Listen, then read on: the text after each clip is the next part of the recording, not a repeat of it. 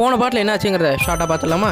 நம்ம கதாநாயகி பார்த்தீங்கன்னா மாஸ்டர் நகரத்துலேருந்து லீவே அப்படிங்கிற ஒரு நகரத்துக்கு வந்திருப்போம். எதுக்காக ரைட் ஆஃப் டிசன்ஸ் அப்படிங்கிற ஒரு விழாவில் கலந்துக்கிறதுக்காக. இந்த ஊரில் கதாநாயகி கால வச்சோடனே அந்த ஊர் கடவுளோட சிலையை போய் தொடுறாங்க. தொட்டோடனே அவங்களுக்கு புவியின் சக்தி வந்து உங்களுக்கு கிடைச்சிருது. எப்படி மாஸ்டரில் அவங்க சிலையை தொடும்போது கிடைச்சதோ அதே மாதிரி இதெல்லாம் நடந்தோடனே அவங்க அந்த ஊருக்குள்ளே போகிறாங்க ரைட் ஆஃப் டிசன்ஸ்ன்ற விழாவில் கலந்துக்கிறதுக்காக. ஏன்னா அந்த விழாவில் வந்து புவியின் கடவுளே நேராக வந்து வருவார் அப்படிங்கிறதுனால அவங்க கிட்ட போயிட்டு உங்களோட உடன்பிறப்பை பற்றி அவருக்கு ஏதாவது தெரியுமான்னு விசாரிக்கலாம்னு நினைக்கிறாங்க. விழாவும் தொடங்குது. நம்ம கதாநாயகி அந்த கூட்டத்துக்கு போகிறாங்க. எவங்கன்னு வச்சுனா தெரியல, அருள் வாக்கு சொல்ல அந்த கடவுள் வந்து அனாதை பணமாக கீழே வராரு. இந்த கொலையை நம்ம கதாநாயகி பண்ணாட்டியும் அவங்க வந்து எஸ்கேப் ஆகிறாங்க. இதை பார்த்து கவலாதிகள் நம்மளை விரட்ட நம்ம வந்து சைல்டு அப்படிங்கிறவத்த வந்து காப்பாற்றுறோம். இது பாரு, நீ இந்த கொலையை பண்ணலன்னு எனக்கு தெரியும், இந்த பழிவு மேலே விழா வேண்டி நீ தப்பிக்கணும் அப்படிங்கிறத நான் சொல்கிறேன், நீ வந்து நார்த்லேண்ட் பேங்க்குக்கு வா அப்படின்னு சொல்கிறான். இவன் இந்த சைல்டு யாருன்னா இவனும் ஃபெட்டிவி சேர்ந்த ஒருத்தன். ஆனால் வந்து நம்ம கதாநாயகிக்கு வந்து உதவுறான். நம்ம கதாநாயகிட்ட வந்து ஃபெட்டிவின்னு சொன்னோடனே உன்னோட உதவி எனக்கு தேவையில்லை அப்படின்னு சொல்லிடுறாங்க. அதுக்கு வந்து அவன் சொல்கிறான், நான் ஃபெட்டிவி சேர்ந்த ஒரு கெட்டவனாகவே இருந்தாலும் நான் வந்து உனக்கு எந்த ஒரு பிரச்சனையும் கொடுக்க மாட்டேன் அப்படின்னு அவன் சொல்கிறான். சரி, நம்ம கதாநாயகியும் தற்காலிகமாக அவனை நம்புறாங்க. இதுக்கப்புறம் கதையில் என்ன ஆகுது அப்படிங்கிறத பார்க்கலாம். நம்ம கதாநாயகி வந்து இந்த நார்த்லேண்ட் பேங்க் அப்படிங்கிற இடத்துக்கு வந்து வந்துட்டாங்க. இந்த பேங்க் வந்து ஷெஷ்னாயோடது. அவங்க தான் இந்த லீவில் வந்து திறந்துருக்காங்க. ஏன் அப்படின்னா டெவட் அப்படிங்கிற இந்த கிரகத்திலே வந்து லீவில் தான் அதிக வணிகம் நடக்குது, எக்கச்சக்கமான பணம் போகிறது அப்படிங்கிறனால. சரி, இந்த புச்சுக்க அப்படின்னு நம்ம கதாநாயகிட்ட ஒன்று தரோம். என்னடா அது அப்படின்னு பயமான் கேட்கறதுக்கு எனக்கும் இதோட பேர் என்னன்னு தெரியாது, ஆனால் ஒன்று தெரியும், இது நீ வச்சிருந்தீங்கன்னா உன்னை அடாப்டே வந்து எதுவும் காயப்படுத்தாது, தாக்காது அப்படின்னு சொல்கிறான். ஒரு அடாப்டே எதுக்குன்னா வந்து எங்களை அடிக்க போகுது அப்படின்னு பயமான் கேட்குறான். இதை கேட்டதுக்கு தான் வந்து ஜியூன் காஸ்ட் அப்படிங்கிற ஒரு இடத்துக்கு வந்து அவன் ஒரு வழி சொல்கிறான். அங்கே எதுக்குன்னா நாங்கள் போனோம் அப்படின்னு பயமான் கேட்க, அவசரப்படாத இரு, லீவில் இருக்கிற மக்கள்லாம் வந்து அங்கே தான் அடாப்டே எல்லாம் வந்து வாழுது அப்படின்னு நினைக்கிறாங்க என்ன ஆழமா நம்புறாங்க அப்படின்னு சொல்றான். இதெல்லாம் வெறும் கதை தானே, இதெல்லாமா நம்புறாங்க அப்படின்னு நம்ம கதையை கேட்க, உண்மையான கதையோ இல்லையோ ஆனா அவங்க எல்லாரும் நம்புறாங்க. அது மட்டும் இல்லாம இந்த ஜீவன் காஸ்ட் அப்படிங்கிற அந்த ஊர் எல்லையில வந்து மக்கள்லாம் போய் நிறைய படைப்பாங்களாம். ஆனா யாருக்கும் உள்ள போற அளவுக்கு தைரியம் இல்லை அப்படின்னு சொல்றோம். கடவுள்னு நம்புறாங்கன்னா ஏன் பார்த்து பயப்படுறாங்கன்றது எனக்கு தெரியல. சொல்றது கஷ்டமா தான் இருக்கு. ஆனா உங்களை பேர் ஃபெட்டிவ்ல நிறைய விஷயம் தெரிஞ்சிருக்கு. அதெல்லாம் இருந்தாலும் நாங்க எதுக்கு போய் ஒரு அடாப்டிவ் தேர்வுன்னு நினைக்கிறேன் அப்படின்னு பயமான் கேட்கறா. மக்கள் இந்த மாதிரி அடாப்டிவோட ஆசீர்வாதம் வாங்கிறதுக்கு 1000 காரணம் இருக்கு. பணத்துக்காகவும் ஆரோக்கியத்துக்காகவும் இன்னும் பல விஷயம் இருக்கு. ஆனா நீ உன்னோட நியாயத்தை சொல்றதுக்காக நீ அங்க போற அப்படின்னு சொல்ற. இது வந்தாலும் கொஞ்சம் தெளிவா சொல்ற அப்படின்னு நம்ம கதை கேட்கறாங்க. கொஸ்டின் வந்து ஏற்கனவே வந்து வீரர்கள் வந்து நியமிச்சிருப்பாங்க. எதுக்குன்னா கூட்டத்தில் இருந்து அந்த கொலைகாரனை பிடிக்கிறதுக்கு. ஆனால் என்னோட கேள்வி என்னன்னா, ஒரு சாதாரண மனுஷனால எப்படி ஒரு கடவுளை வந்து கொல்ல முடியும்? அவர் புவியின் கடவுள், அவர் நினைச்சா அந்த ஊரே அழிக்கிற அளவுக்கு அவர்கிட்ட சக்தி இருக்கும். அவரை வந்து எப்படி ஒரு சாதாரண மனுஷன் கொண்டிருக்க முடியும்? எவ்வளவு மோசம் இல்லை? இதெல்லாம் நம்புற மாதிரியா இருக்கு அப்படின்னு நம்ம சைல்டு கேட்குறான். அதுக்கு நம்ம கதாநாயகி நீ என்ன சொல்ல வர? இந்த கொஸ்டிங்கே இது எல்லா வேலையும் பண்ணிட்டு அவங்க வந்து இன்னொருத்தர் மேலே பழிச்சு மொத்தம் நினைக்கிறாங்க அப்படின்னு சொல்றியா அப்படின்னு நம்ம கதாநாயகி கேட்குறாங்க. என்ன ஃப்ரெண்ட்ஸ் இது, நமக்கும் சந்தேகம் வருது. நீ சொல்ற மாதிரி இருக்கலாம், இல்லை அவங்க வேற ஏதாவது ஒரு விஷயத்தை மறைக்கவும் முயற்சி பண்ணலாம். இதெல்லாம் சொல்றது கொஞ்சம் கஷ்டம் தான் அப்படின்னு சொல்றான். இப்போதைக்கு இந்த நார்த்லேண்ட் பேங்க் அதை கூட இன்னும் ரொம்ப நாளைக்கு அந்த வீரர்கள் வந்து தடுத்து நிறுத்த முடியாது. குறிச்சிக்கிற அவங்க எங்கேயும் வந்து விசாரிக்க ஆரம்பிச்சிருவாங்க. ஆனால் அடாப்டே உன்னை எல்லா பிரச்சனையிலிருந்து காப்பாற்ற முடியும் அப்படின்னு சொல்றான். அதுக்கப்புறம் என்ன சொல்றேன்னா, லீவே வந்து புவியின் கடவுளும் அப்புறம் அடாப்டே இவங்க எல்லாரும் சேர்ந்து தான் உருவாக்குனாங்களாமா. அதுவும் ஏதோ ஒரு சக்தி வச்சு உருவாக்குனாங்க அப்படின்னு சொல்றான். அந்த அடாப்டேக்களை உன்னால முடிஞ்ச அளவுக்கு சீக்கிரம் கண்டுபிடி. கொஷினோட தூதுவர்களோட நீ சீக்கிரம் செயல்படணும். அவங்க எல்லாத்துக்கும் முன்னாடி இதை செஞ்சாதான் உன்னால ஒரு குற்றமற்றவன் நிரூபிக்க வாய்ப்பே கிடைக்கும் அப்படின்னு சொல்றான். வெற்றியோட தான் திரும்பணும், சீக்கிரம் போயிட்டு வா அப்படின்னு சொல்லிட்டு நம்ம கதாநாயகி வழி அனுப்புறான். நம்ம கதாநாயகி அந்த இடத்துக்கு கன நேரத்தில் வந்துட்டாங்க. ரொம்ப தூரம் பக்கத்தில் வந்து 2 வாத்து உட்காந்துருக்கு. ஒரு அதான் அடாப்டேகோ அப்படின்னு நினைச்சிட்டு போறான் கிட்ட. அடாப்டே தான் கொஞ்சம் குட்டியே தான் இருக்கும் போட்டுருக்குங்க, சின்ன வாத்தா தான் இருக்கு.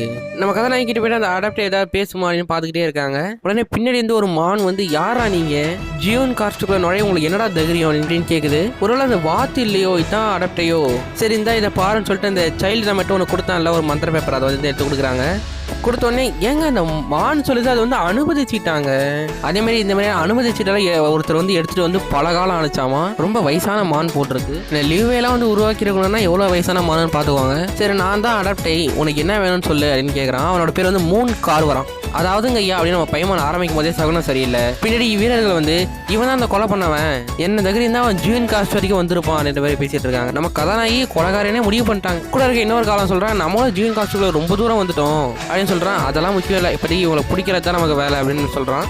இதெல்லாம் கேட்டு இருந்தா நம்ம மூன் கார்வர் எல்லையை தாண்டி உள்ள வந்துட்டானுங்க, இவங்க முதல்ல விரட்டி விட அப்புறம் நம்ம பேசலாம் அப்படின்னு சொல்றான். சரிங்க ஐயா, நம்ம கதாநாயகி போய் அவங்க கிட்ட சண்டை போடுறாங்க. அந்த மானுக்கு அவ்வளோ சக்தி இருக்குன்னு பேசிக்கிறாங்க. அப்படின்னா அதுவே வந்து ஈஸியாக அவங்க எல்லாத்தையும் வந்து விரட்டி விட்டுலாமே.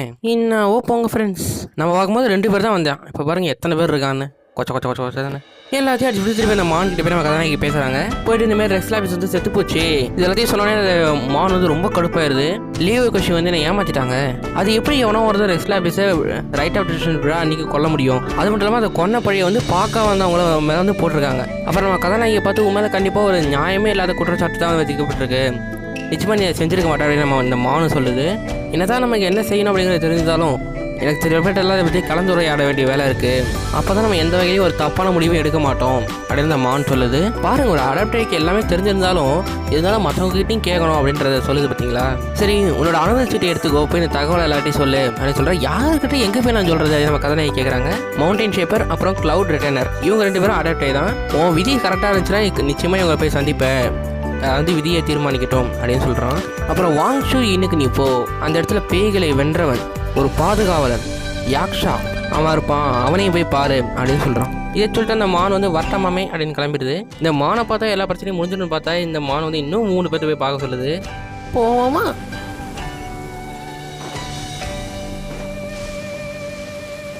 வாங் ஷூ இன் அப்படின்னா வந்து ஒரு ஹோட்டலில் ஒரு பேயெல்லாம் கட்டுப்படுத்துகிறவன் ஒரு யாக்ஷா காவலனுக்கு என்ன வேலைன்னு தெரியல. சரி, உள்ளே வந்துட்டாங்க. மேலே இருக்க ஒரு பால்கனிக்கு போகிறாங்க.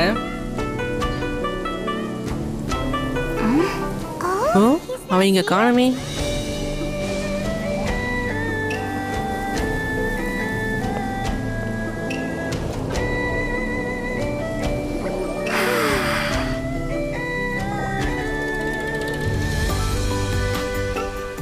ஒரு கண் பார்வை எட்டனுக்கு எல்லாமே எப்போ இருக்கிற மாதிரியே இருக்காம இருக்கலாம்.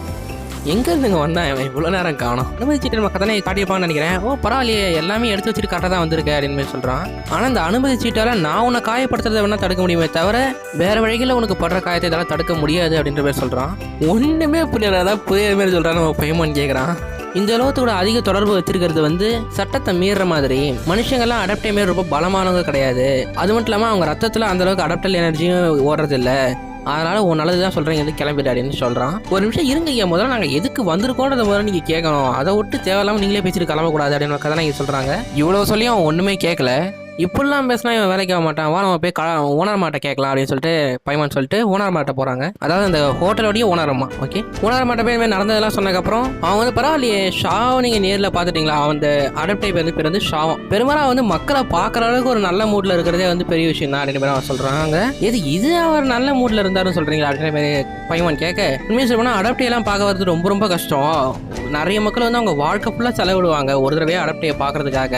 ஆனால் அவங்க ஒரு தடவை கூட நேரத்தில் பார்த்தே இருக்க மாட்டாங்க அப்படின்னு மாதிரி சொல்றாங்க. நம்ம புவின் கடவுள் இந்த லியூவே உருவாக்கும் பொழுது அடாப்டேயோட பவர் வந்து கடனா வாங்கி உருவாக்கினாராம். பெரும்பாலான அடாப்டேக்கு லியூவே நகரத்தை வெறுமனே சண்டை போட்டு மட்டுமே தான் பாதுகாக்க தெரியுமா. அதாவது இப்போ உதாரணத்துக்கு வந்து இப்போ ஒரு நகரத்துக்கு வந்து யாராவது சண்டை போட்டு மட்டும் தான் ஒரு பிரச்சனை வராது. வேற ஏதாவது நிறைய பிரச்சனைகள் இருக்கும், எக்கனாமிக் ப்ராப்ளம் இருக்கும், ஏதாவது ஒரு வறட்சி, அந்த மாதிரி நிறைய விஷயம் இருக்குல்ல, அதெல்லாம் வந்து அவங்க பேச தெரியாது அப்படின்னு நினைக்கிறேன். பலாயிரம் வருஷமா வந்து லியூவே நகரத்தை மக்களே வந்து முன்னெடுத்து கொண்டு போயிட்டு இருக்காங்களாமா. அடாப்டே வந்து எப்பவுமே ஒரு ஓரமா எங்கேயாவது இடத்துல மறைஞ்சுதான் வாழ்ந்துட்டு இருக்காங்களாம். பரவாயில்ல, உங்களுக்கு நிறைய விஷயம் தெரிஞ்சிருக்கு அப்படின்னு பையன் சொல்றான். நீ வந்து இந்த அடாப்டே பார்க்கணும் அப்படின்னு நினைச்சுன்னா அவர் வந்து நீ ஒரு நல்ல மூட்லயே வச்சிருக்கோ. நீ வேணா இங்க இருக்கிற சமையல்கிட்ட கேட்டு ஆல்மண்ட் டோஃபு அப்படிங்கிற உணவு வந்து அவர் செய்ய சொல்லி அதை வாங்கிட்டு போ. ஷாக்கு 1-2 சாப்பாடு தான் அவருக்கு பிடிக்கும், அதுல இதுவும் ஒண்ணு அப்படின்னு அவங்க சொல்றாங்க. இது கூட உனக்கு ரொம்ப நல்லா என்ன சமைக்க வருமோ அதையும் நீ சமைச்சு எடுத்துட்டு போ அப்படிங்கிற மாதிரி சொல்றாங்க. நம்ம கதாநாயகியும் போய்ட்டு அந்த சமயக்காரர்கிட்ட கேட்கறாரு, இந்த மாதிரி சமைச்சு கொடுங்க அப்படின்னு சொல்லிட்டு. அவர் வந்து எனக்கு இது பிரேக் டைம் நல்லா இப்போ சமைச்சு தர மாட்டேன்னு சொல்லிட்டாங்க.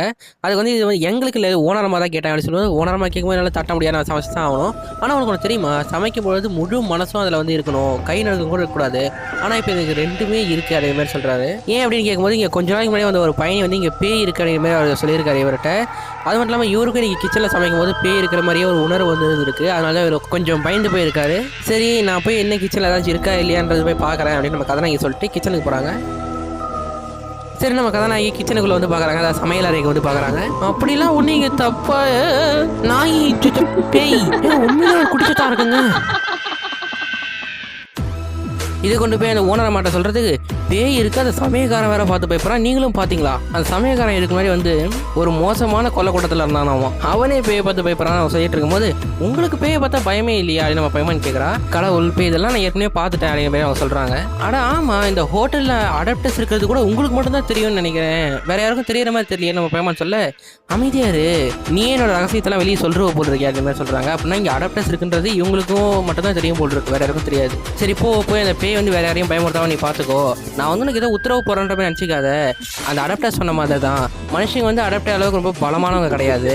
அதனால அந்த அடாப்டர் கிட்ட நீ காயப்படாமல் இருக்கணும்னா நீ இந்த பேய்கிட்ட முதலடி பழகணும் அப்படிங்கிறத கற்றுக்கோ அப்படிங்கிற மாதிரி அவங்க சொல்கிறாங்க. அந்த பேய் எப்படி பார்க்குறதுனா அது ஒன்றும் பெரிய விஷயம்லாம் கிடையாது. இங்கே கீழே வந்து ஒரு மந்திரம் எடுத்து வந்து ஒரு பாறையில் இருக்குது, அதை போய் பார்த்தாலே அங்கே பேய் வந்துடும் அப்படிங்கிற மாதிரி அவங்க சொல்கிறாங்க. இந்த எழுத்து வந்து எங்கேருந்து பார்த்தாலும் தெரியாது, கரெக்டாக ஒரு இடத்துல நின்று பார்த்தா மட்டும் தான் அந்த எழுத்து கரெக்டாக தெரியும். அங்கே போய் நம்ம கதாநாயகி நின்று பார்க்குறாங்க. நின்று உடனே அந்த குடிச்சதெல்லாம் வருது. அந்த பேய் தான் வழக்கமாக மனுஷங்களை விரட்டி இந்த இந்த மனுஷன் வந்து பேய் வட்டின்னு போயிருக்காங்க. விரட்டியே போகும்போது ஒரு இடத்துல நின்று அது கையாமையை கத்திக்கிட்டு இருக்குது. எப்படியும் அதை பிடிச்சிட்டு வந்து இதுக்கப்புறம் இனிமேல் யாரையும் பயமுறுத்தக்கூடாது அப்படின்னு சொல்லிட்டு அந்த பேய்கிட்ட சொல்கிறாங்க. அந்த பேய் பேர் வந்து டஸ்கி மிங்கா. சொன்னோடனே அந்த பேய் வந்து சரி நம்மகிட்ட இங்கே வரவங்களை வந்து பயப்படுத்த மாட்டேன், ஆனால் நீ அடுத்த நீ வரும்போது என் கூட விளையாடணும் அப்படின்னு சொல்லுது. பரவாயில்ல, இந்த பேய் கூட சீக்கிரம் சமாளிச்சலாம் போட்டுருக்கு. இந்த அடாப்டர்ஸ்க்கு சமாச்சாரம் நம்ம எடுத்துகிட்டு போயிட்டு இருக்கோம். அதாவது அந்த பேய் போயிட்டு அவன்கிட்ட சொன்ன உடனே அவன் திருப்பி போய் சமைச்சு கொடுத்துட்டான் நமக்கு. அது ஒரு சின்னதாக வச்சு எதுவும் முக்கியமானதாக இல்லைன்ட்டு தான் அதை போடல. அந்த சாப்பாடு எடுத்து நம்ம மேலே வந்துட்டோம். அவன் இங்கே தான் நின்றுட்டு இருக்கான். வந்தோடனே மறுபடியும் நீங்களா அப்படின்னு நம்ம பார்த்து கேட்குறான். ஒரு விஷயம் மறைஞ்சு போயிடாது அப்படின்னு சொல்லிட்டு அந்த சாப்பாடை தராங்க. இதுமாரி உனக்கு பிடிச்ச இந்த சாப்பாடு, அப்புறம் நானே சமைச்ச இந்த சாப்பாடும் நான் அவனுக்கு தரேன் அப்படின்னு சொல்கிறாங்க. கொடுத்துட்டு அதை அவன் சாப்பிட்டு முடிக்கிறதுக்குள்ளே எல்லா கதையும் சொல்லிடுறாங்க என்ன ஆச்சு அந்த இதெல்லாம்ட்டு. இந்த கதையெல்லாம் சொன்னாலே இப்போ தான் அந்த மரமண்டைக்கு உரைக்குது. அச்சிச்சோ இதே மாதிரிலாம் ஆயிடுச்சா, எப்படி ரெக்ஸ்லாப்பி தான் செத்துச்சு அப்படின்னு மாதிரி அவர் யோசிச்சுட்டு இருக்காரு.